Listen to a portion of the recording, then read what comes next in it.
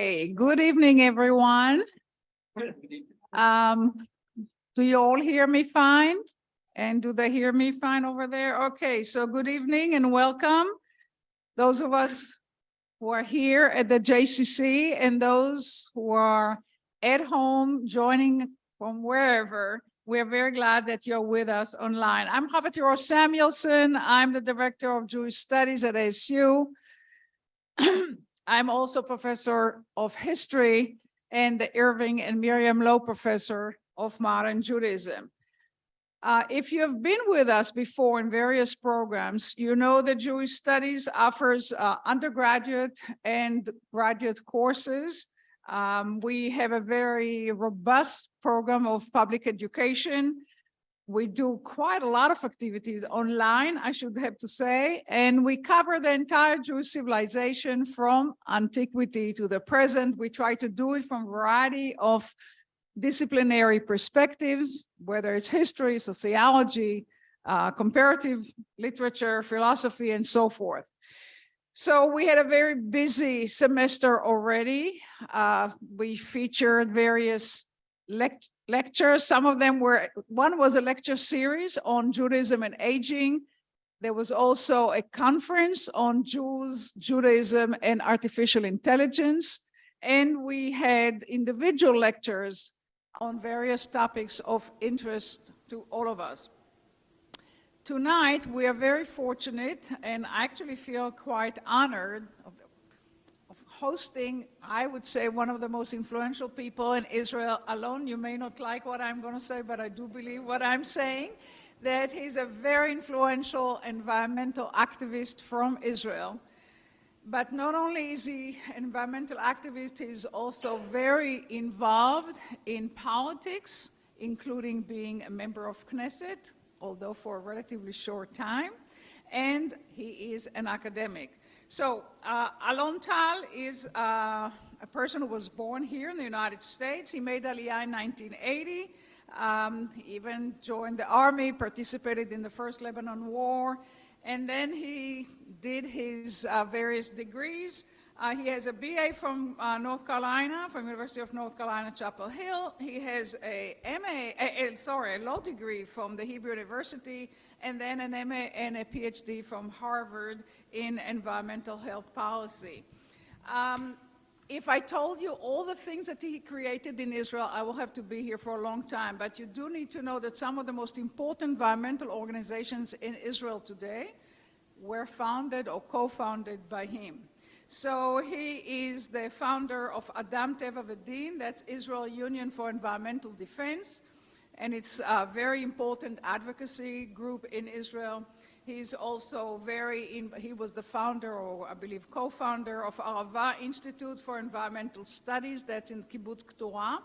And what's interesting about that entity is that they provide academic programs for Israelis, Jordanians, Palestinians, and international students from all over the world. So that's a wonderful example how environmental issues can bring the various people in the Middle East together rather than fighting against each other. So I will cut short some of his other long achievements as an environmentalist, but somehow, despite of all his activities as an environmentalist, he also has time to write scholarly works. He is a very well-published academic who holds a position at Tel Aviv University. In fact, he is the chair of the Department of Public Policy at Tel Aviv University, and he is the author or editor of several books. I'll just give you just a few titles so you'll see what he's all about. So the most recent book is Environment, Climate Change, and National Security, A New Front for Israel, came out in 2021. He had another book under the title From Food Scarcity to Surplus, Innovations in Indian, Chinese, and Israeli Agriculture, also in 2021. Another book is The Land is Full, Addressing Overpopulation in Israel. That's from 2016. Perhaps the book that really put him on the map and really made him famous is Pollution in the Promised Land, An Environmental History of Israel. If you don't know that book, I highly recommend that you get hold of it. It's very important important but also somewhat depressing analysis of the environmental challenges to the state of Israel. So we do have a wonderful opportunity to study with a very important environmentalist who see the connection between environment and politics and trying to solve a problem that seems sometimes insoluble, especially today when Israeli democracy is on the line and is really being challenged in all sorts of ways. So let's welcome Professor Alon Tal to Phoenix and to ASU.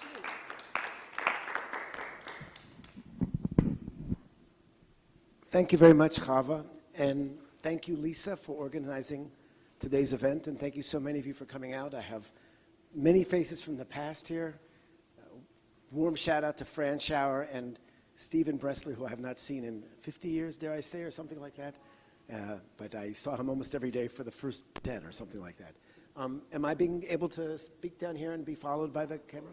Okay, so much better, okay, great. So today we're gonna talk about something encouraging because, you know, usually if I talk about climate change, there's no real reason to get up in the morning. It's so discouraging. And lately, Israel's politics is not exactly something that creates a lot of hope for the future. But I do want to talk about something which I think is very, very promising and presumably would even cross over between different governments in Israel because we all understand the compelling logic of using our environmental challenges as a basis for creating better relations with our neighbors in Israel.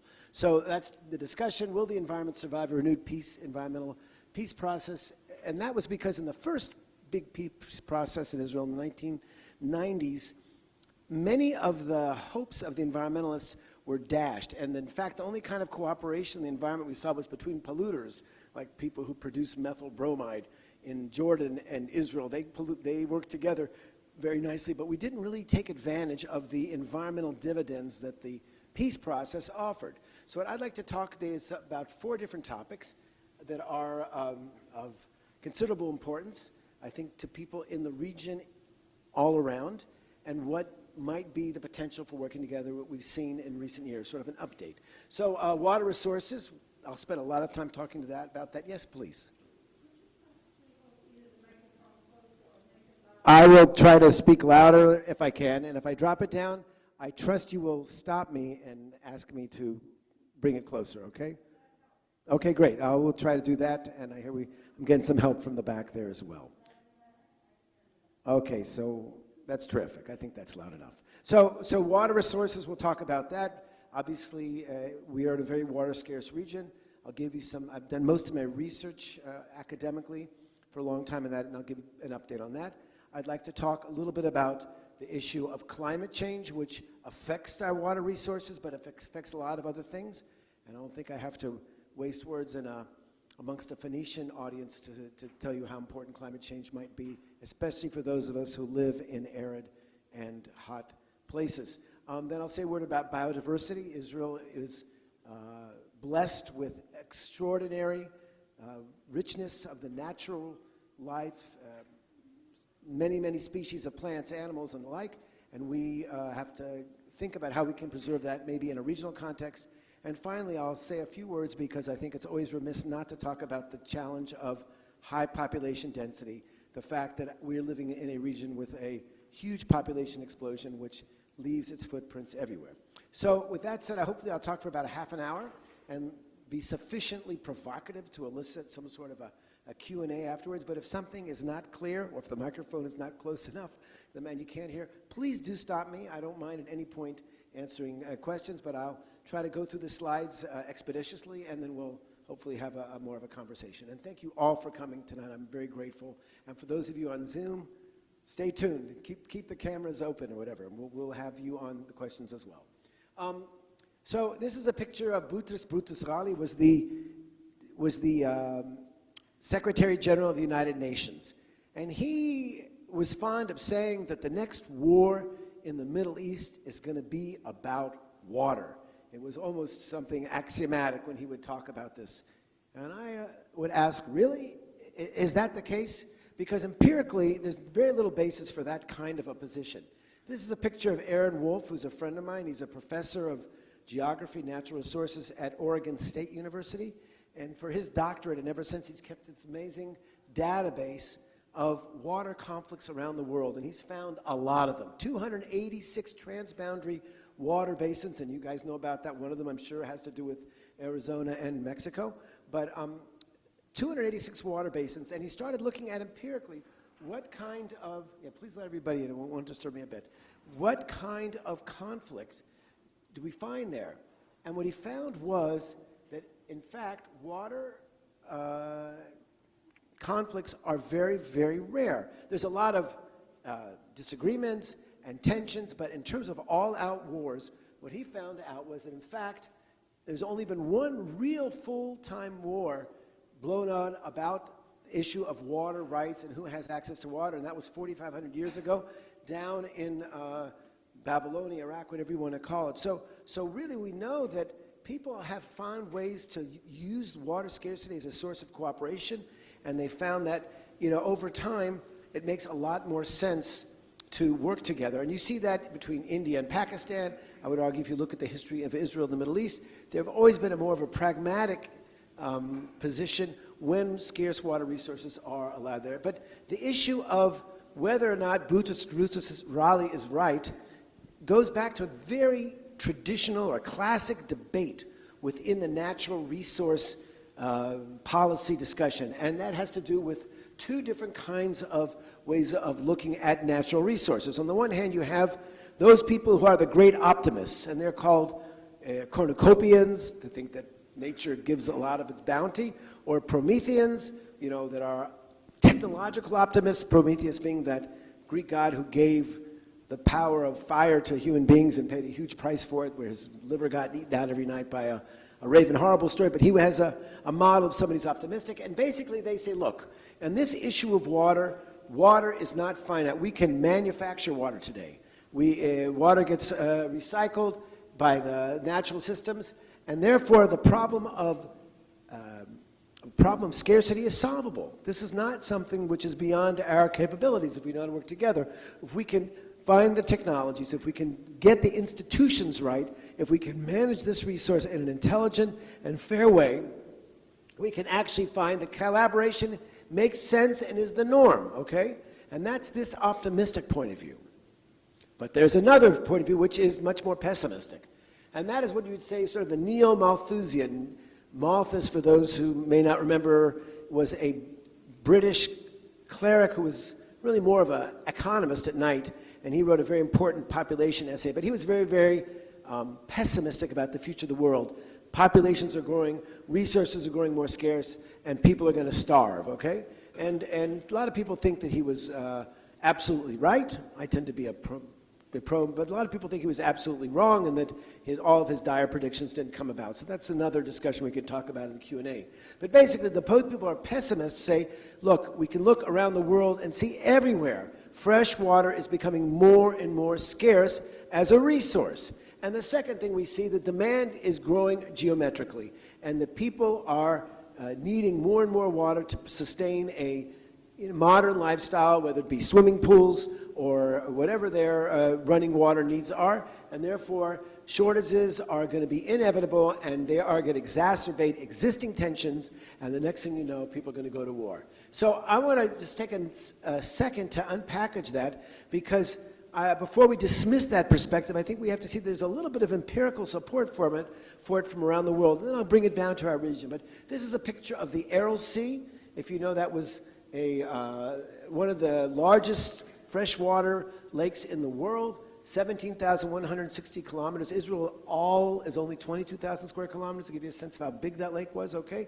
And you can see what happened to it due to the mismanagement of the Soviet Union back in the day.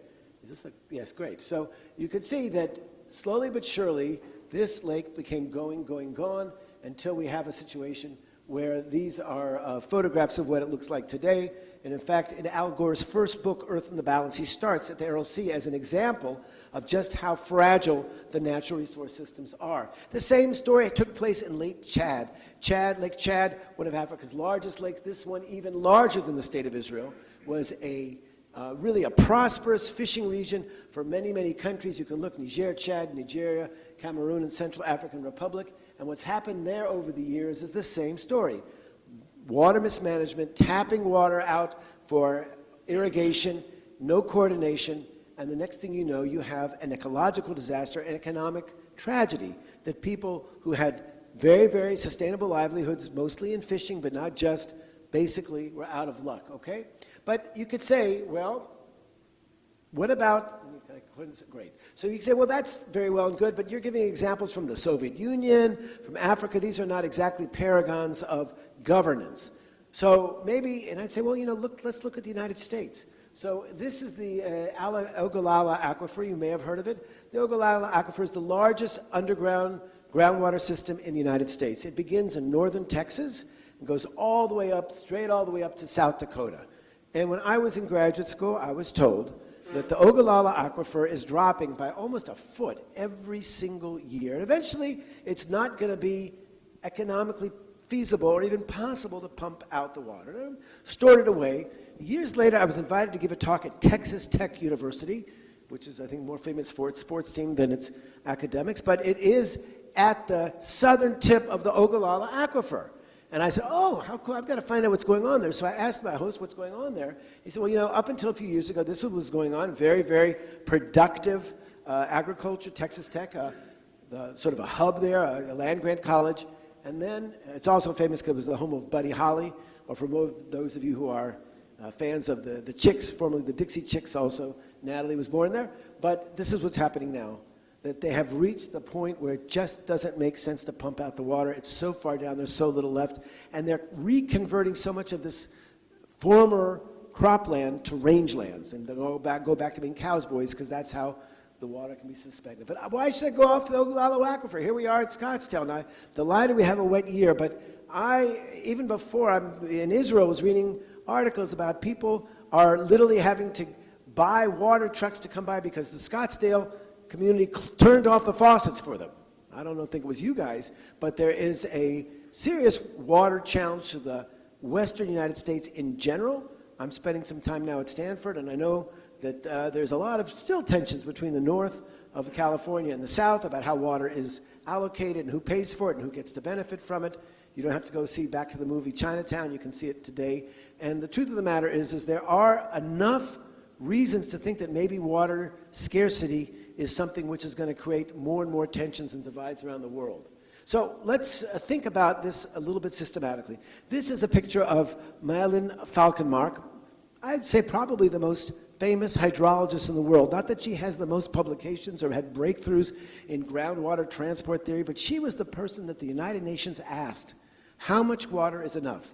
Give us a standard so we can say whether or not somebody is in a water scarce region or if they're in a tense. And she said, okay, here you go. And she came up with two basic standards. She said, water sufficiency, if you have more than 1,700 cubic meters, and a cubic meter is 1,000 liters. So that would be something like 1,700,000 quarts of water a year, you're okay. But if you have between 1,007 and 1,700, well, then you're in a stressed situation. And anything below would be considered water scarcity. Yes? A cubic meter. Cubic meters per year. Because the C is meters, cubic meters, that's meters cube per year. Maybe the C is unnecessary, if you ask me. Anyway, yes? Per person. Per capita. Okay, I'm sorry, I should have made that clear. So that's her standard. And of course, if we look around in my region, in Israel, what it's like, we are a lot below that. You can see what it was in 1995, where we're going. So many of the effects of climate change are being felt. I'll get into that more in detail with a greater resolution. But if we look entirely in the whole region, we can see that more and more countries in the Middle East are over-pumping. They're mining the water. They're doing just what they did down in Lubbock, Texas, where they're taking more water out every year that is naturally replenished. And eventually, a resource which is finite will cease to exist. And that's exactly what we have here now with the situation in many of these countries. Take a look at Jordan. 151% of their natural recurring water is being utilized. Now, how does that happen? You mine. You take groundwater that was, deposited centuries ago, sometimes even more, and you use it today, and you don't leave resources for the future. So I write about this a lot. Wherever we're going to go in today's talk about water can be found in several articles I wrote. If any of you should suffer from insomnia, any of these articles will do the job, 2 or 3 pages, and you'll be knocked out completely. But the point is that what we can see is, if we look at Israel, that Israel is an anomaly in all of these areas, because we have managed to be in a situation where we are, by even Malin Falkenmark standards, a water-scarce country. We don't have enough water, and yet if you go into any house in Tel Aviv or Beersheba or in the most remote rural communities and turn on the faucet, there'll be good, fresh water, probably better water than most people in this country drink. And that's kind of an achievement. And that's particularly an achievement because our country's population is growing very, very quickly, a theme I'll get to at the end of this talk. But if we take a look at Israel's water balance just for a second, you can see that we have extreme amount of supply, demand, and our supply is much modest when I look at only the naturally falling fresh water from precipitation. So there's a 565 million cubic meter deficit. What do? Well, we make water from 2 sources. We make water from our sewage. So when you flush your toilet in Tel Aviv, it ends up 2 weeks later irrigating the oil, the orange groves in the desert. Or alternatively, we just take water from the sea, push it through reverse osmosis membranes, and do that very well. So we have done very well, but our neighbors less so. Taking a look at Jordan again, Jordan was the 2nd most water-scarce country in the world, and then they took in 2 million 2 million Syrian refugees. So this is Israel's taken a lot of immigrants and refugees over the year, Jewish ones. The champion in the region is Jordan, which took in Palestinians, and then Iraqis were in a war, and now Syrians. But it means they have many, many more people and not any more water, okay? And this has led to demonstrations, and because people, when it comes down to water, they, with all their desire to be good, law-abiding citizens, if you're afraid your family's not going to have enough water to drink, you will take to the streets, and there were some riots in Jordan not so long ago on this issue. So Israel has managed to dodge that bullet by doubling down on desalination. Desalination, when you take water from the sea, push it through a very, very important, complex membrane, reverse osmosis, and on the other side you get pure H2O. A shout out to my colleagues at Gurion University, because really I think the pioneering work on that took place when a UCLA professor moved to Beersheba and started helping them, and they have a whole water institute, which does great work in that. But if you look here, you can see the system that exists up until now, the 5 major desalination plants across Israel, which really changed the entire equation. Because if we look at Jewish tradition, some people even argue that the whole Jewish insight of monotheism came from water scarcity. What does that mean? That if you lived in if you lived in Egypt, water would flow up the Nile every year, no matter what. So there was nothing to really pray to God about in terms of water, because you were going to get it. If you lived in Syria and Lebanon, much more water there and much less drought historically, and so they didn't have a problem. But if you were living in the land of Israel, one year you had a rainy year, the other year not so much. And that's why we're very big on praying to rain every year during Shemini Atzeret, during the Sukkot holiday. And some people claim that when people tried to understand why it wasn't raining, they kind of started reaching theological conclusions. That's one way of looking at it. But whatever it is, today that's no longer the case, because whether it rains or not, you're going to get all your municipal water. Over 80% of Israel's water comes from desalination plants, and now even some of the agricultural community as well. And that has allowed for new opportunities for cooperation.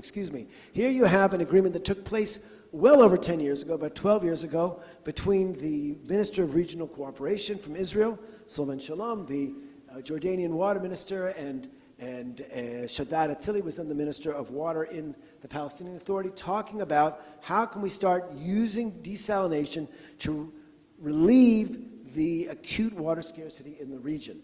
And the first deal that they had on this was the so-called Aqaba desalination plant. Aqaba being the Jordanian city across from Eilat in the south of Israel, in the Gulf of Aqaba down there by the Red Sea. And the idea was they're going to desalinize 80 million cubic meters of water. Half of it will go to Israel to give the farmers down there who are making the desert bloom, and half of it will go to Jordan, okay? And that's the deal. All the salt, because when you make desalination, you keep 70% as pure H2O, but 30% is brine.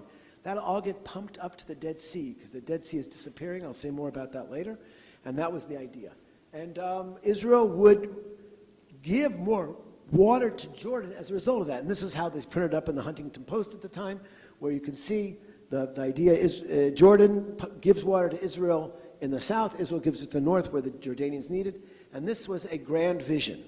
The only trouble is it turned out to be very expensive, and it has not happened yet. But at least they talked about it. Here's another way, the more recent version of it, making it more expensive, but the idea is to pump up water all the way from the Dead Sea to Amman. This is another plan to try to find ways to alleviate it. Recently, we have some good news on this issue, because part of the problem I think we have to remember is that Israel has made the desert bloom by taking water from the Kinneret Lake, the Sea of Galilee in the north, and sending it down through pipes to the farmers around. But that means the Jordan River itself, that was never all that deep and wide and chilly and cold like the song says, really has today about 1/10 of the natural flow, even less. And so the Dead Sea, which receives the water from the Jordan, has been shrinking gradually. So the idea was in this agreement that was passed just this past October at the UN Climate Summit, the COP27 that took place in Sharm el-Sheikh, and this is a picture of the Jordanian water minister and Tamar Zandberg, the Israeli minister of the environment, was to start a program to start restoring the Jordan River, okay? Because we know that rivers, we can mess them up, but we can also bring them back to life if we are willing to provide enough flow of high-quality water. And Israel had already committed itself to restore the first 11 kilometers of the Jordan River, and now we have a fresh, less than a year old, about 6 months ago, an agreement with Jordan and Israel to say we're going to allow the whole Jordan River to be restored. So this is huge in terms of thinking about the resource, and Jordan, whose economy has not exactly been so resilient in recent years, really needs the kind of tourism that a vibrant Jordan River would give them with all of its, you know, Jesus was baptized there, and it's an important place, okay? So this is the MOU that took place at the Sharm el-Sheikh conference. It was in early November, where we had a treating pollution by wastewater so that the water that does go to the Jordan will be clean water. Part of the problem in the past is that Israel has used, not Israel, all of the countries in the Middle East use rivers as sewage conduits, and we send in sewage, and of course everything dies. But if we can clean the water up, we can probably do much better. They're talking about changing the way we do agriculture. Remember, most of Jordanian agriculture takes place in that Jordan Valley on the east side of the Jordan River. That should now become low impact, integrated pest management, low chemicals, so that we can not have the kind of runoff we have that's killed the River Jordan out there, and of course make this an economic boom. And the Jordanians signed on happily, and this is good news because the relations with the Hashemite Kingdom of Jordan have been not exactly consistent. It's been a sort of an undulated road along the way, and I think that this has been extremely important. Now, just to give you a sense of where we're talking about here, oops, the way it works in the Jordan system, the rain walls fall all here. It's a transboundary transboundary watershed, and then it flows in the northern Jordan rivers into the Sea of Galilee, and from there it's stored, and then it's released to the Jordan River. But the trouble is that when Israel started sending everything through the national water carrier, the Jordan became very, very salty, very polluted. And this is a chance for us to take those 37 kilometers, and that's all this is, and really give the Jordan River the kind of attention it needs. Shimon Peres, our late president, was always fond of saying that the Jordan River has more PR than any other river in the world, and probably less actual stature in real life. Here's a picture of friends of mine from the Eco-Peace organization, which is an Israeli, Jordanian, Palestinian NGO, an environmental group which works on regional cooperation. This picture was about 12 years ago, and it looked like it was going to be impossible to do everything that was called the big jump. And they got all the mayors in the area to hop in the water and say, we're going to not wait for our governments, but we local mayors can do something for the Jordan. And they jumped in. It was very symbolic. But now it looks like the governments were able to make an agreement. And we can only hope that I would say, the downturn in Israeli-Jordanian relations we've seen in the last few weeks. In fact, just today, the Israeli ambassador to Amman was called in to be castigated by the foreign ministry in Amman because of what the Minister of Finance said about there's not many Palestinian people. Not the smartest thing to say if you want to have good relations with your neighbors. Jordan is 60% Palestinian, but hopefully this will pass. This is more recent. This was a demonstration held this last year by young people, Israelis and Jordanians, saying water cannot wait. Let's give us a better shot at the Jordan. So this is something we should know about. Another piece of good news if we're talking about water is what happened this past summer. As you know, the Palestinian population is divided into two different geographic areas. There's the West Bank, or Judea and Samaria, and there's the Gaza Strip, and they're separated by the state of Israel. In 2022, this past summer, for the first time, 70% of the sewage in Gaza is being treated. I can say as somebody who spent many, many years doing reserve military duty when Israel was still occupying the Gaza Strip, that the sewage treatment there was unbearable. In the summertime, there was no real sewage. It would go into these, I don't know, cesspools, whatever. It stunk very badly. It created a huge mosquito population, but it also created a problem for Israel, which relies on the desalination. But if the Palestinians have no sewage infrastructure, where is their sewage going to end up? In the Mediterranean. And many times, one of the 5 big desal plants in Ashkelon had to close because of all the gunk that was coming out of, after a big rain, coming out of the Gaza Strip. So getting 70% of the Gaza Strip sewage treated is huge. The remaining 30%, it's interesting why they can't do it yet, not enough electricity. They just don't have the capacity. But we see a proof of concept, and this is huge in terms of the potential for the future. Hopefully this will be a thing of the past. This is a very grainy shot. I should have improved the slide of the Ashkelon desal plant. One of the things you should realize about Israel's desalination plants, and I'll say something nice about the planning because I spent a lot of my time fighting the planners. They don't take environmental concerns, and is that all of the 5 desal plants did not compromise any public beaches. In this case, they took a closed area right next to our big power plant, which is closed to the public because it's a security zone, and that's where we do the desalination. Everyone, they've managed to sort of squeeze them in. They're not that large in areas there. So now that's what I wanted to say about the water, is that I'm very encouraged that we're starting to think regionally and realize how important it is. The second issue that I said we talk about. The question was, how much does desalination cost? That is a really good question. So to demonstrate how much it costs, I'm going to need a little help here. So here is a bottle of water, okay? Not a big one. It's 296 milliliters. Basically, it's a quarter of a liter, okay? How much do you think this costs to buy in a local kiosk? I don't know, $1, okay? So let's say $4 for a liter of water. All of Israeli desal plants can desalinize water for the bargain price of 60 cents, more or less, per 1,000 liters. $4 a liter or 60 cents. I want you to think about that for a second. When that is the cheap price of water that we can manufacture, it changes the whole dynamic. And it's something that I often say that when we're talking about, the Boutros Rally notion of, oh my gosh, we're going to have the next war in the Middle East about water. I say, well, think about that. The entire debate between us and the Palestinians over the water that we fight is 120 million cubic meters. In other words, 120 million times 60 cents, so about $70 million. You don't go to war over $70 million. That's nothing in terms of the expense of 2-3 hours of an all-out war, what it would cost the country, or a few missiles of the Iron Dome system. So of course, we have a much, much easier way to resolve this through a little bit of technology and goodwill. Yes, sir? Can you do a comparison between the cost of desalinized water and other water that comes from the lakes and the rivers and so forth? Not from the bottled water, but... Yeah.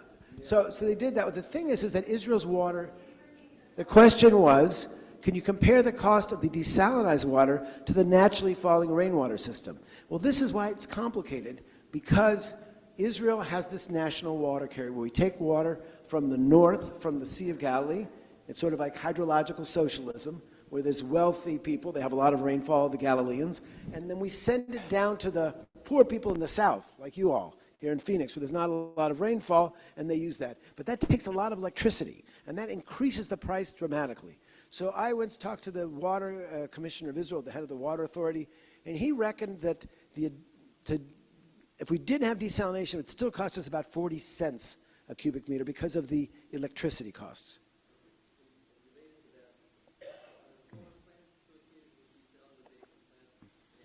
The question was, were desalination plants supported by solar renewable energy facilities?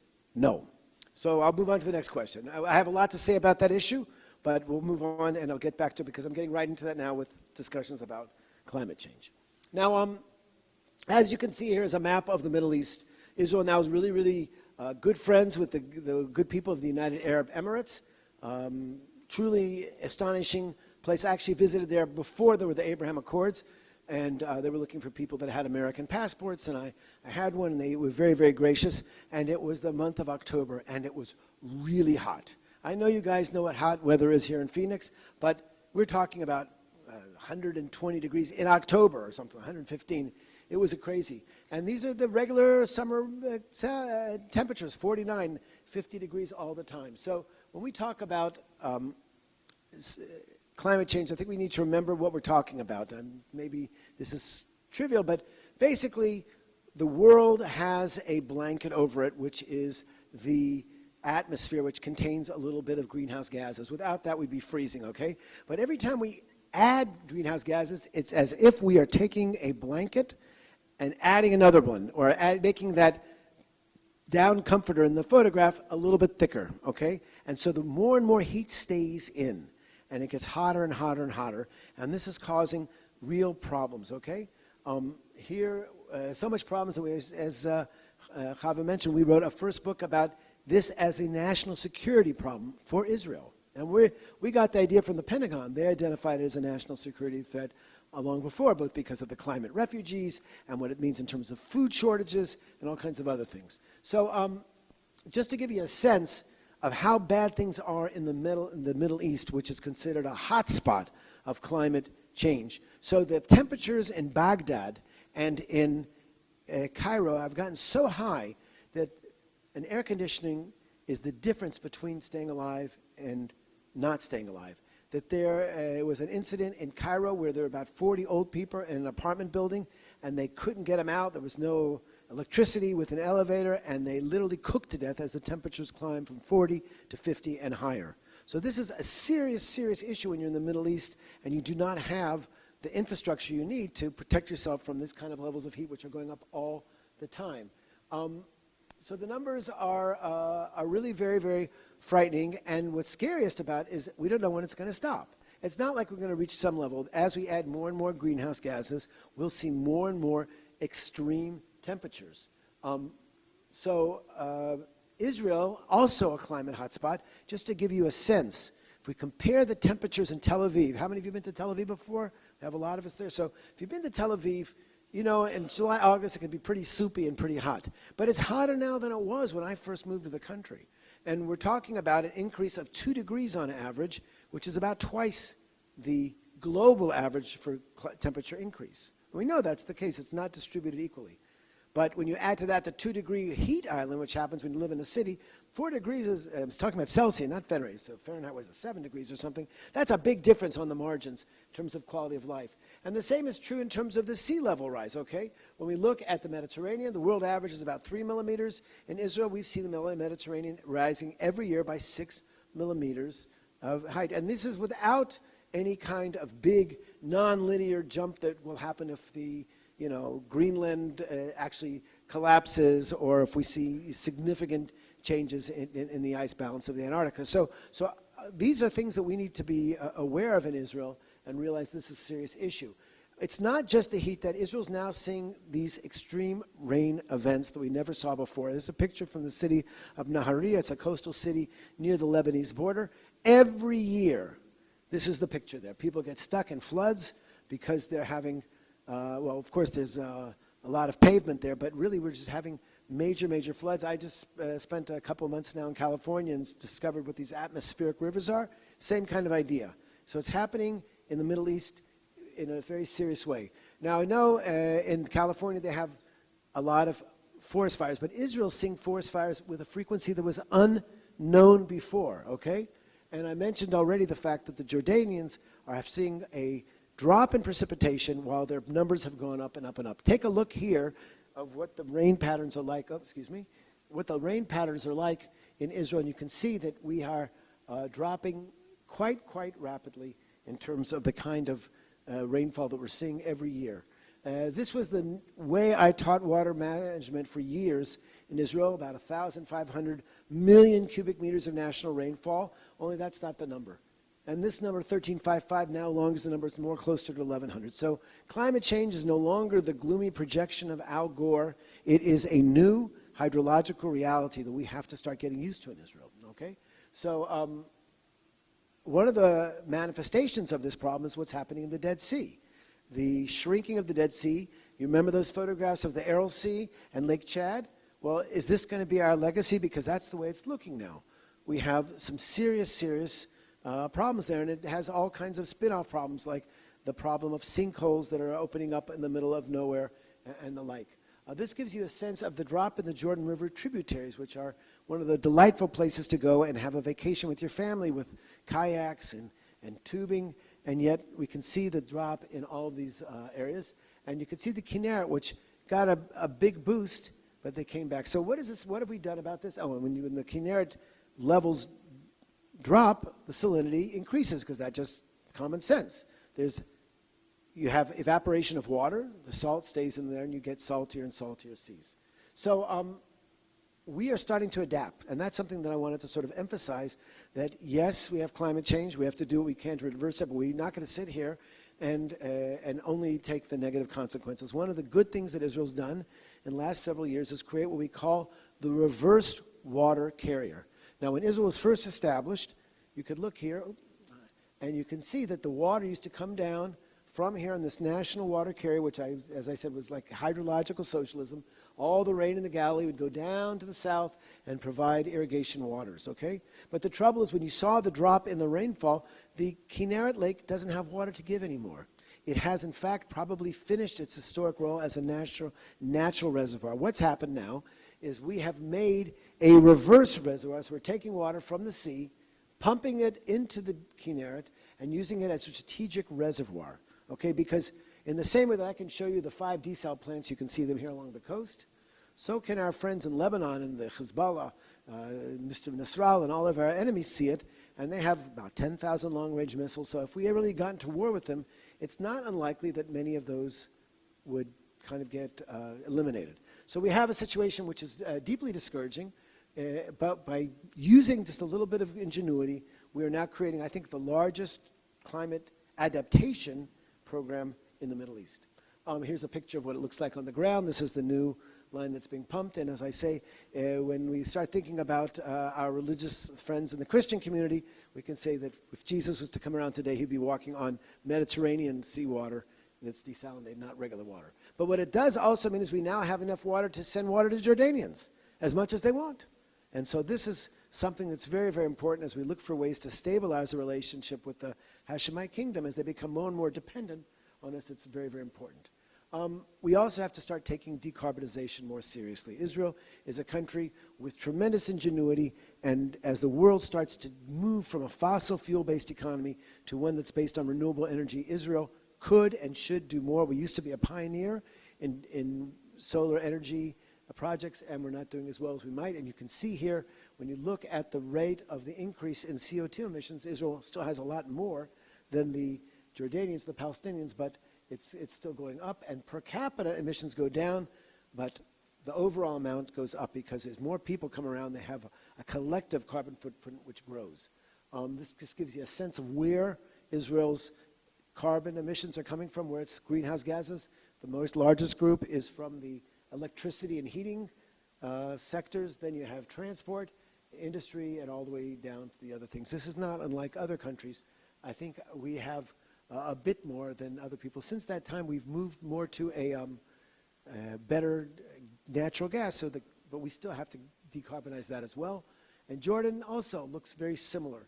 So the whole region needs to work together. And there's different ways we can decarbonize, but we do a better job of doing it together. One of the ways is doing what we call agrovoltaics, where you realize that if you took solar panels and put them into an agricultural field, you could actually use this land and get two income streams. One would be the crops, and the other would be electricity. I know that in the United States they do a lot with wind energy, okay? But we don't really have the same kind of wind resources, but we do have a lot of sun, and this is something which we're very hopeful about. How many of you have heard of the company Solar Edge? Is this a company? One of the best kept secrets in Israel. Did you know that Solar Edge, a company with its headquarters in Herzliya, Israel, is the largest solar company in the world? 5 years ago, it was worth $1 billion. Now it's worth $16 billion. It has a factory in China that makes solar panels with 2,000 people working there. And they make these unbelievable inverters, which take the AC and turn it to DC. And it's tremendous, a tremendous success story. So we need to give support to these kind of high-tech, climate tech initiatives. And that's actually what I'm working on in my new book on just that issue. Another area where we could do better, and that is interesting to work together, is this issue of cultured meat. Now, I was delighted to come to the restaurant here in your JCC. First of all, I was impressed because I found solar panels above the parking lot. So kudos to you guys here in Scottsdale. But I also was impressed that you have a milchik dairy restaurant with lots of impossible meat on it. But this is maybe even better, because when you look at olive farms, they're making cultured steak, not something from peas or soy. They're taking cow cells and learning how to turn them into the kind of the fat and the muscles and the protein that we need in a steak. And they're not there yet, but they're getting closer all the time, and they've gotten a massive amount of investment. So this is the biggest challenge. What? That's a great question. They just got a halachic ruling from one of the top Orthodox rabbis in Rishon and LeZion, and he said, absolutely parv. No way. And some people say, well, there's marit ayin, they could, but the truth of the matter is that it is absolutely parv, and if you wait a little bit, you'll get a cheeseburger. And steak is the hardest thing to make. Milk, unlike that, is much, much easier, and their Remilk is a company which is based in Ness Zion, is doing an amazing job. And they are creating a massive factory and have made some big breakthroughs. So I'm very concerned about the future of dairy farming, because I don't think it's going to be around in 10 years. What?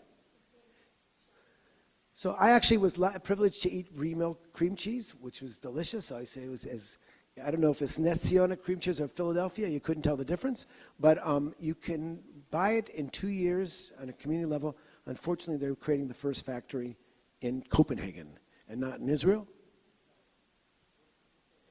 They're going to make the first Remilk massive plant in Copenhagen and not in Israel, which is a whole other story. Which the meat it's real meat. It's not that we haven't seen the final product, but I've been to the factory and they're making strides forward. Okay. Yeah, it'll be part of. I think 5 to 6 years. If they don't do it, they're not the only ones working on it. It'll be something there. Yeah.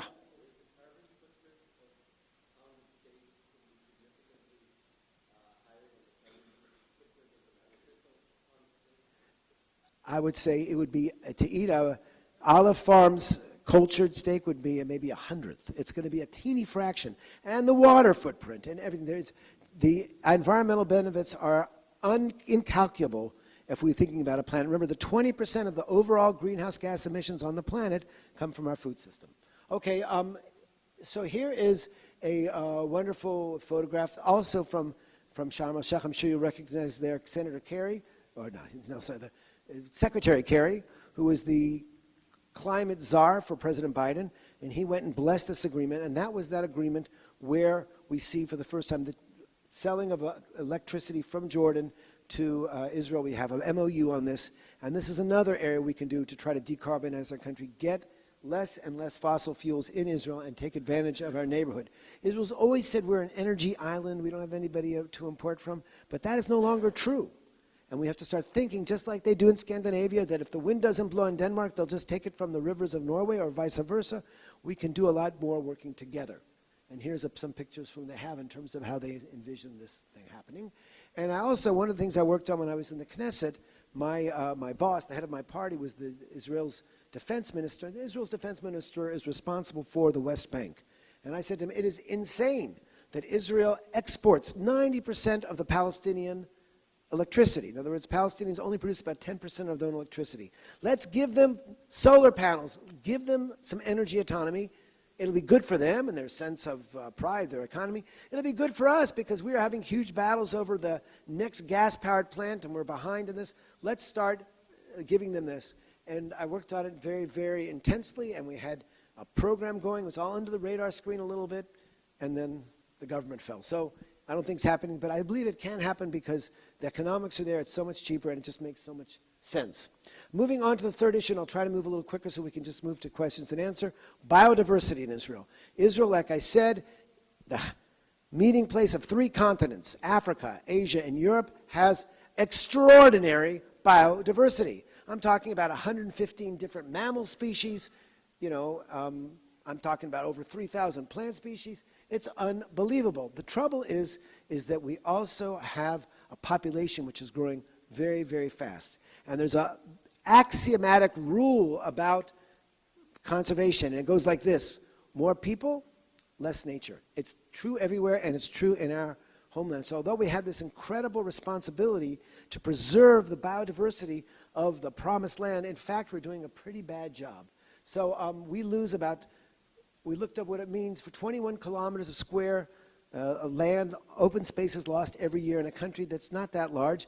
Over the next 30 years, it means we're going to have an area 4 times the size of the Sea of Galilee. Just to give you a sense, that's going to be open spaces, and habitats today will be turned into highways, roads, houses, and the like, shopping malls. And this is the picture you see all over Israel. More and more people need houses. We need to make 60,000 units a year, and open spaces are being lost. Just to give you a sense of how rich our biodiversity is and what we have to do, compare us to California. Israel is 1/14 the size of California, and yet our biodiversity is comparable. All theories of island biogeography say that species numbers expand exponentially relative to the size. So we should be maybe a 10th or 100th of the number of species of California, yet it's roughly comparable. And in some areas, we're world champions. Israel has more bat species indigenously than all of Europe. Can you imagine that? Okay, so we have this incredible... Oh, the bats are good. They eat all kinds of pests. But these are the numbers that we see now, the numbers of species, the percent of the different animals, 30%, 7% of all vertebrates, and you can see what we're losing here. 60 different mammal species are defined as threatened with extinction, okay? So this is really an issue which it's on our watch, those of us who waited years for the Jewish people to have access to the Holy Land, and now we have to take care of the other creatures of the land, and we haven't been doing a good enough job. So we can do certain things. This is a picture of the Ramon crater. It's a, how many have you been maybe to down south? Oh, we have some Mitzpeh Ramon people. So this is a really unique geological place. The town of Mitzpeh Ramon is a tiny little town. It's about a couple thousand people, but it's very, very neat to be there for a few days. Why do I say that? Because they released the wild, we have a program called the Chaybar, where we see animals that had become extinct. We bring them in captive breeding programs, and we release them, okay? And so about 30 years ago, they released some wild asses in the Ramon crater.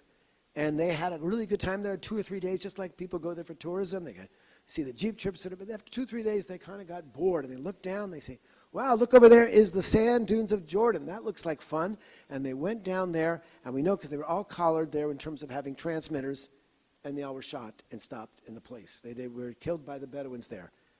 That was a great tragedy. But today, we have relations with Jordan. We can say, hey, there's a bunch of wild asses coming down into Jordan. Your rangers should keep an eye on them. And we can have that kind of cooperation, something that was never imaginable in the past. Here's the picture of the Pa'im. If you read the book of Isaiah, he has a thing for the wild asses. They're not very nice animals, but they're kind of nice to look at. Okay, so we're talking now about possible transboundary parks because you need big spaces, especially for the big predators, to move about. So connecting the different nature reserves, we have the Shizaf one down in the central Arava with the Dana Reserve would create a huge corridor for animals, and we might really be able to do more. We won't be able to do it. About 10 years ago, I made we called it a shadow peace plan with Mohammed Khomeini. He was the Director General of the Palestinian Ministry of Environment. And we were asked to make what a full environmental treaty between Israel and Palestinians would look like. And we sat down, and I had all these ideas. I came with models. I said, we should be like, West and East Germany. When West and East Germany merged, West Germany was much more advanced than environmentally. And so they gave about 10 years for East Germany to ratchet their factories down to meet the standards of West Germany. And he was like, do not condescend to us. We want to be as good environmental quality as you are. I was like, okay. So we made this plan, and one of the things we said was, let's create joint corridors, ecological corridors where animals can go back and forth so we can preserve the genetic diversity, which is so important. So working together, we can get so much more done in biodiversity than working apart. We can have inspections and much better enforcement of poaching, because there's still a little bit of poaching going on, and we can do much better in terms of the forestry of Israel. I think we could do much more in terms of spreading the Israeli achievements in dryland afforestation so that other people in the area, both in Jordan and the Palestinians, could enjoy those kind of parks. And one of the neat programs that exists between us and the Jordanians is run by Yossi Leshem, who's our big bird maven, where they're using owls to catch all kinds of rodents. I don't know if you've seen this before, but we have an amazing program where owls live between Israel and Jordan and have completely eliminated the problem of rodents in the agricultural communities by working together. The last point I'm going to talk about a little bit is the problem of population. I mentioned it once, but I'm a little bit of a fanatic on the subject, so you're going to have to hear a 2-minute diatribe before we go to Q&A. Look, here is a global graph showing what's happened as the global population rises and CO2 emissions rise. In the same way I said, more people, less nature, more people, more CO2. Every child that is born with a God-given right to have a carbon footprint. In the year 1950, there were 200 million people living in Africa. By the end of this century, there'll be 4 billion, okay? We have to find ways to reach out to Africa and bring them on board to deal with these issues, because one thing we do know, if you want to reduce your carbon footprint, and here's a really important study that came out several years ago, you can see you can recycle and you can, give up your dryer and hang up your clothes, you can move to bicycling, but 50 times more than all the different things you can do is have one less child, okay? Now that matters in a planet which is growing, whose population is growing exponentially, but we live in a region where that's happening as well. So you can see here what's happened in terms of carbon emissions in the world. When the UN started talking about its problem of climate change, the developing countries had much, much lower carbon emissions than the Western countries. That's changed, and you can see the trend in Europe and now starting in the United States is to drop, while in the developing countries it's going up. So these are things we have to think about. Let's look at our own region just very quickly. Look at Jordan, okay? In 1948, 49, when the Jordanians invaded the state of Israel, how many people lived there in the Hashemite kingdom at the time? 500,000, okay? Only 500,000 people live there. Today, we are well over 10 million people. They've increased their population size 20-fold. That's huge. Now, they say a lot of it is refugees. We have to admire that, but it doesn't matter. They still have the same impact. And look at their impact in terms of their emissions. The same is said true there. Egypt's population, every year 1.2 million new Egyptians need a job. That's the reason why their economy can't get off the ground, because they just can't do that. And look at their emissions also going up, up, up. Israel also. In 1950, 1 million Israelis. 1962 million. 1973 million. Today, we are getting close to 10 million Israelis, okay? So Israel, when it was created, was a very sparsely populated country. Now we are the most crowded country in the Western world. So the question is, do we want to keep growing and growing indefinitely?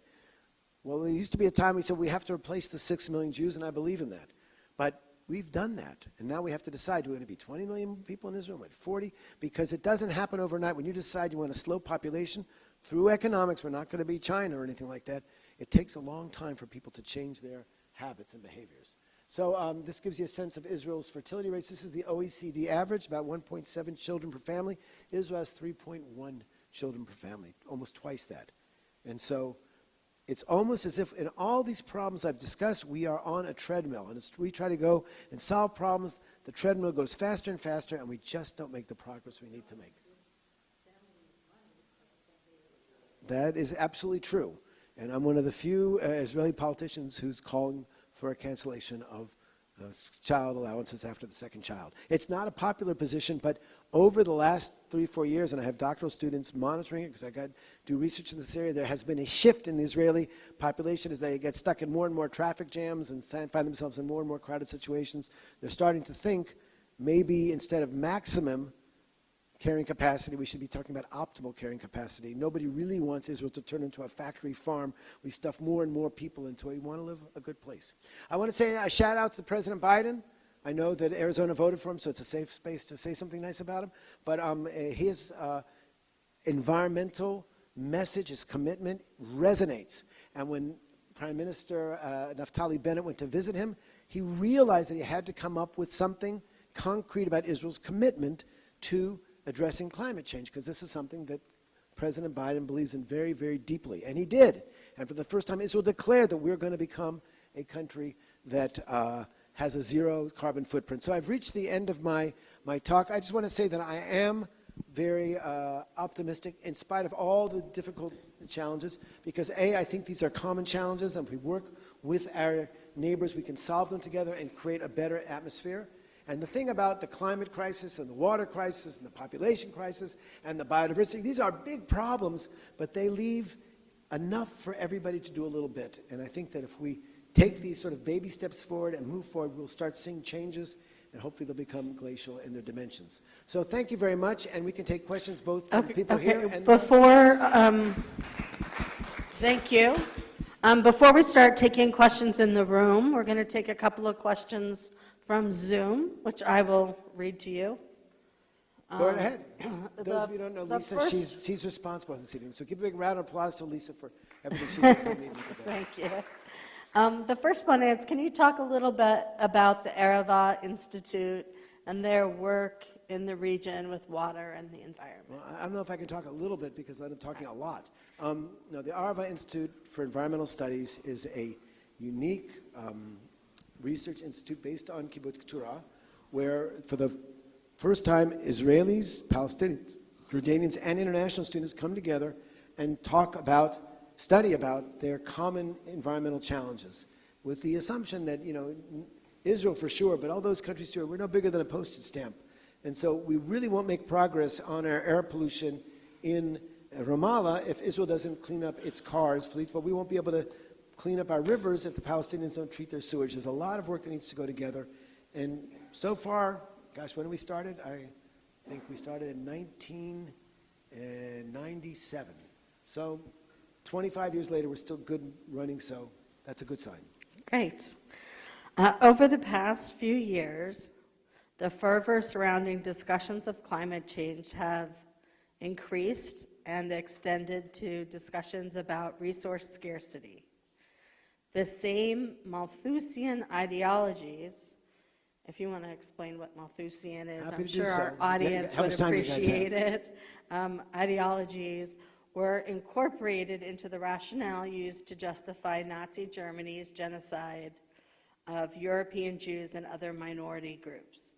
As Malthusianistic principles continue to be incorporated into resource management strategies on national and international levels, how do you suggest societies balance these ideologies with the lessons learned from history? Well, I think it's a gross misrepresentation of Malthusian writing to assume that he was a racist. He had very different values from me, but his whole point was we need to recognize that unregulated growth of population leads to misery, okay?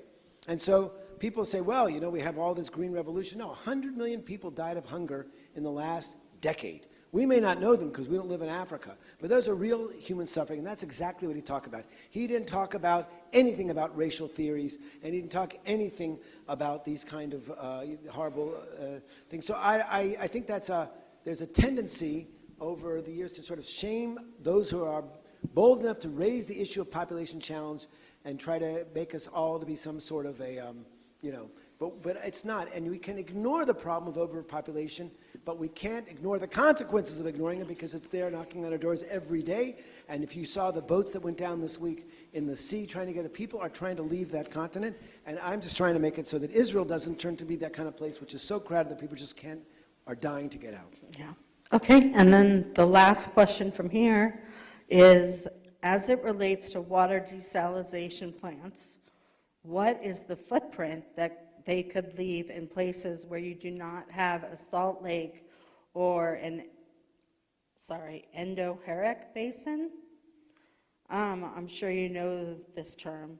To deposit the brine, are these destructive entities over time, or is their footprint largely minimal? And I want to add to that, because you mentioned it, with the brine going into the Dead Sea. The Dead Sea is drying up already. What will this do to the Dead Sea? Okay, so we'll start with the first question. The question is, when you make desalinized water, like I said, 70% is H2O, pure H2O, and then 30% is very salty brine, which is usually released into the ocean. Now, the concern about releasing the brine has to do with the anti-scalants. In order so that the membranes don't get clogged up, you put chemicals in there. It's not a toxic chemical. It has iron and other things there, and then some of that anti-scalant is in the brine that gets sent back into the sea. And so there's concern about it.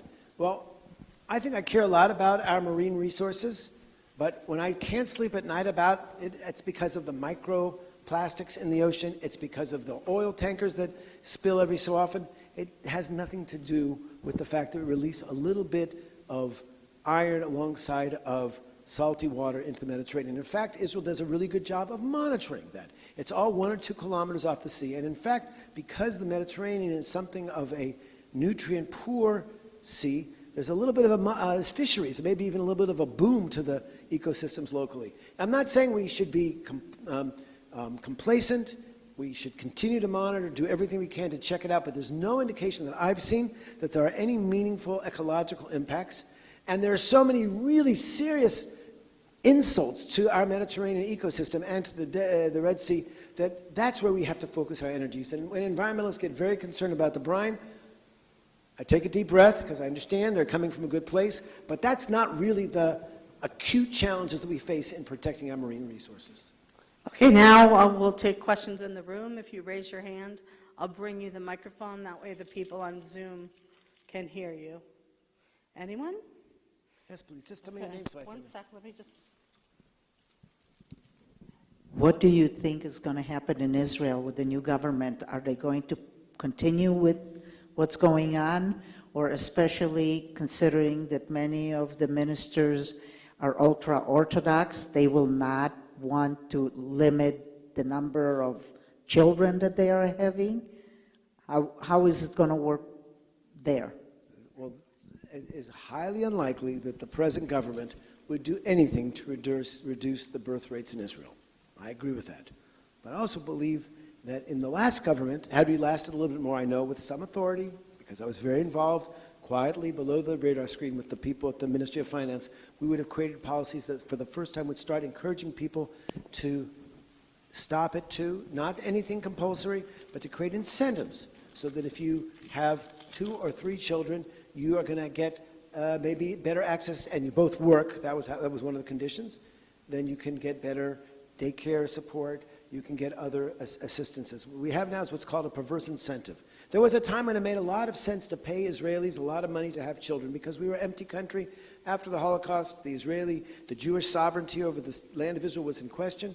But today, with 10 million people, that rationale no longer makes sense. And so what's happening, I think, today is a greater recognition by the professional staffs in the ministries that we can't grow forever. I mean, you know, somebody who thinks that in a closed, finite system you can grow in an infinite basis well, you should either they're an economist or you should send them for psychological testing. It just can't. It doesn't work. So we need to think differently about our long-term prospects, and I'm hopeful that we'll have a new government soon, and that government will have a more rational perspective on Israel's demographic future. It's really very liberating. Now that I've been a politician, I give political views without hesitation.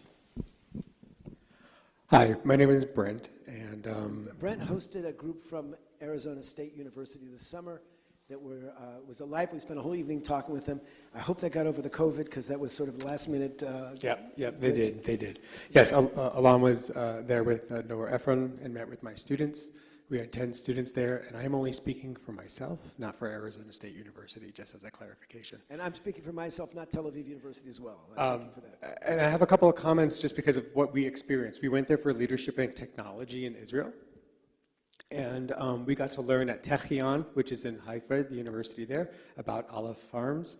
And then at the Perez Innovation Center in Tel Aviv, they actually shared with us that there are restaurants that are serving this meat now. So I just wanted to kind of share. I know somebody was asking, can you get it? You can get it. We did not go to one of those restaurants. But it won't quite be steak yet. It's good. Well, yeah, I don't know. I don't know about that.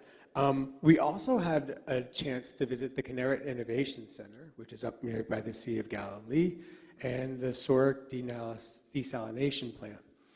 And I have a question, but then I also, before I ask the question, I want to let everybody here in Arizona know, if you didn't know, Sorek is actually going to be building a desalination plant in the Sea of Cortez for Arizona.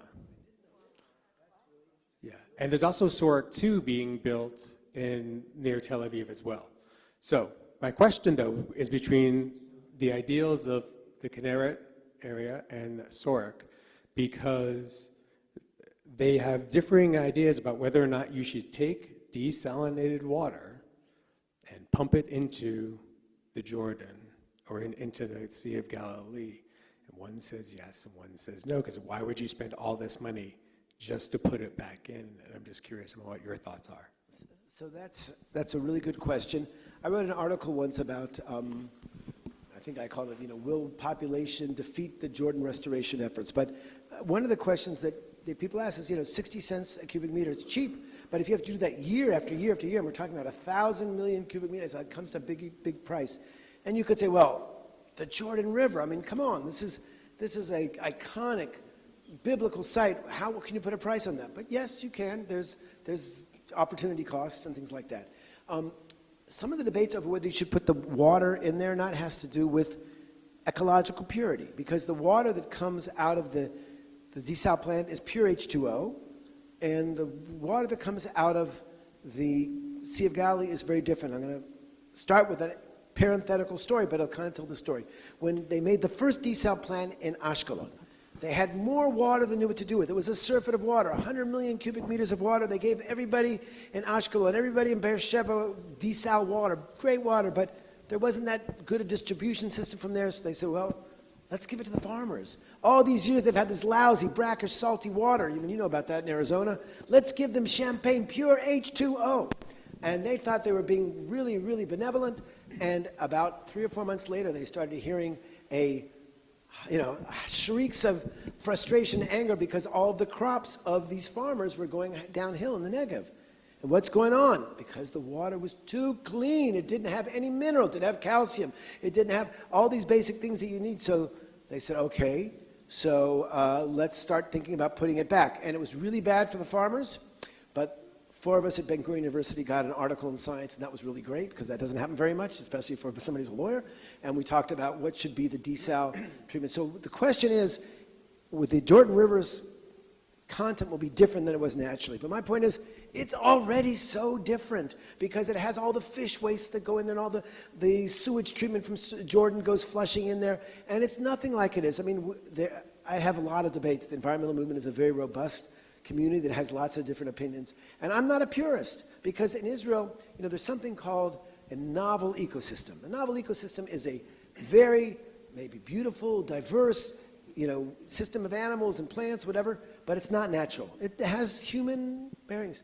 So it turns out that 100% 100% of Israel's land is a novel ecosystem. Nothing is wilderness. That's a misnomer. So going back to your question, so the people don't want any desal water there. Either it's because they're cheap or because they don't want, there's the environmentalists saying, what do you mean? We should have real water from the Jordan River. But my point is that that water isn't there anymore because we have climate change.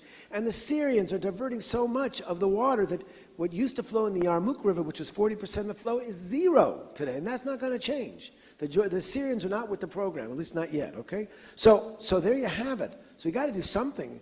So I think that one of the differences between the Israeli environmental community and our wonderful colleagues here in the United States is that we are, I would say, more pragmatic. And the best example is desal. It took them 15 years to approve a desalination plant in San Diego. That's why I'm so shocked and delighted that you're doing it in Arizona, because it makes a lot of sense. Well, that's even more interesting. Okay, I'd be interested. But the point is that it's not natural, but is there anything natural about the Colorado River today? Of course not. So either you can be a purist and say, no, I'm not going to tell you. You say, no, I'm going to pull up my hands, pull up my sleeves, and do the best I can do with humility and with as much monitoring to make sure I don't make stupid mistakes. But I really do believe that we need to realize that our ability to heal the environment is a very real ability, and we can't doubt ourselves. When because we have no choice. We made this mess, we have to clean it up. Yes, please, sir. So my name is Frank Lang, and my question is actually for this gentleman. The desalinization plant at the Sierra Cortez, so this is the first I've heard that it's a done deal. Politically, financially, it's under contract, it's going to happen, or not? Because I've heard a lot of not.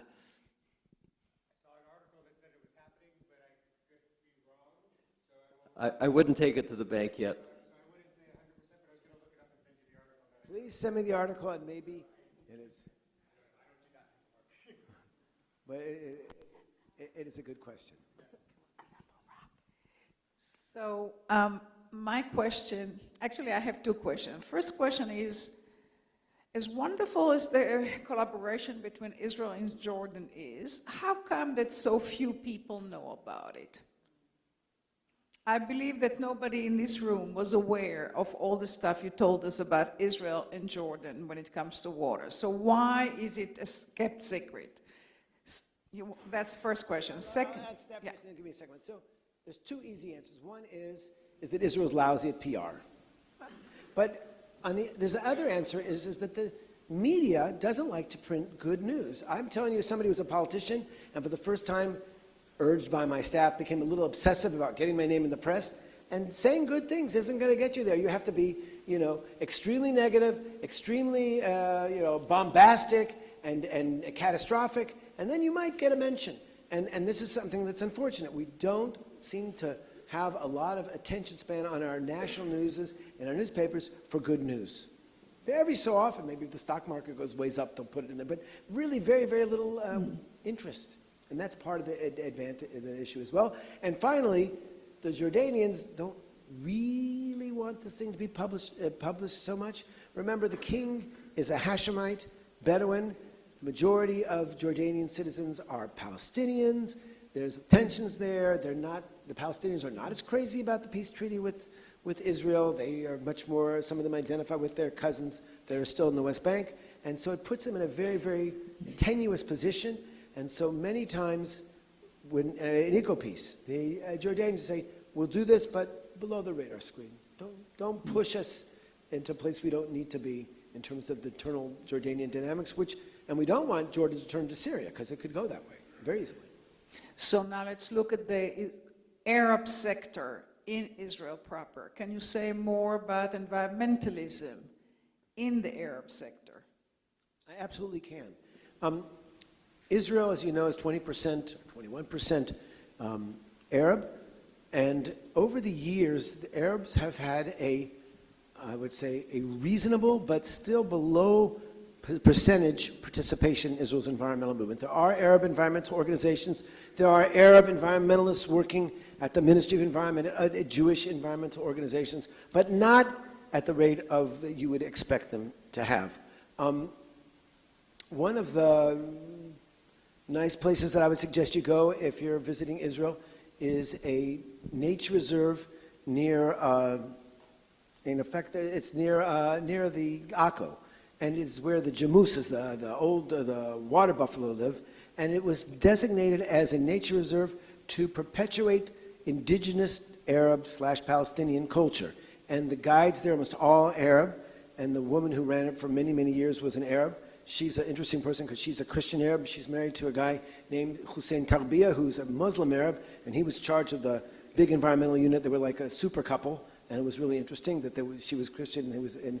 And so there is things happening there, and they certainly are concerned. I know as a member of Knesset, I didn't always make it up, but I said 1 out of every 5 visits should be to the Arab sector. They don't vote for me so much, but they are citizens, and we need to, and since I was sort of trying to represent the environmental concerns of the Israeli public in the legislature, I felt that was important. I went to many, many different visits. The Bedouins also have great concerns, and you can go, there's an environmental group, Green Rahat, which is involved. It's happening, not as fast and not as robust as the Jewish sector, but still it's something.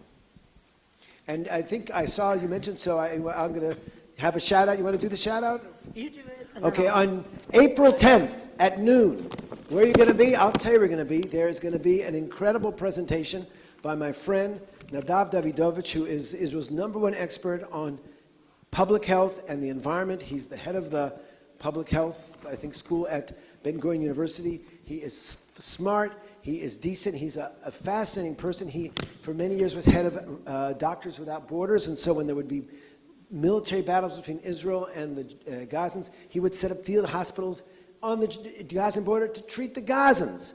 In addition to that, he knows a whole lot about how pollutants affect our health, and he works at Gurion University, so he can talk about what it is to live in the drylands. April 10th, 12 o'clock. You have to be foolish to miss this incredible opportunity for education. Be there. Okay, and then I also just want to promote an event happening next Thursday. That is an event that is co-sponsored with the United States Holocaust Memorial Museum, when extremist ideas are no longer considered extreme. And that'll be here at the JCC and also on Zoom. And we'll be sending out more information on those programs, but you can also learn about them on our website. We have one more question, so I'm gonna let one more person ask a question, and that'll be it, but I would love you to join us for a big reception for a small Take home a group few cakes with you.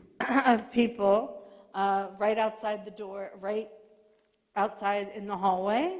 We have coffee and some food, and you can even take some home so that we don't waste it. Actually, I don't have a question. I'm going to read you a little bit from a news.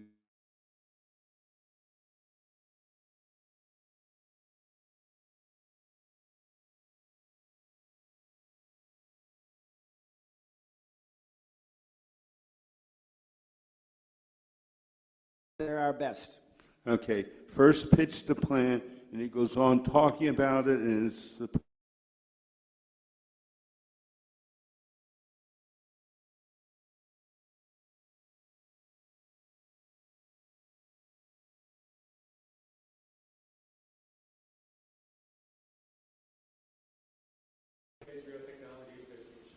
Okay, so there's something else. Yeah, and Israel helped us a lot in Arizona with our agriculture many, many years ago by bringing us drip irrigation. So Israel, keep up the good work, because we need your help here in the desert of Arizona. So I won't stand between you and the reception. I'll just say briefly, first of all, thank you for coming. These are challenging times for people who care about Israel, and this is the time when we need to double down, okay? Because it's too important for us, this national project of ours, and you know, there's been no Jewish state that really lasted more than 80 years, and so we need to prove that fate is not destiny. So, I mean, destiny, the trend is not destiny. Anyway, I appreciate your coming here, which expresses not only your commitment to Israel, but also to the environment. You know, we have so many environmental challenges. It is far too serious an issue to leave as a spectator sport. We need players, and by being involved and working with Chava, who's quite an environmentalist herself in her own sphere of expertise, we can all make the difference that needs to be made. Thank you so much, and Batei Avon.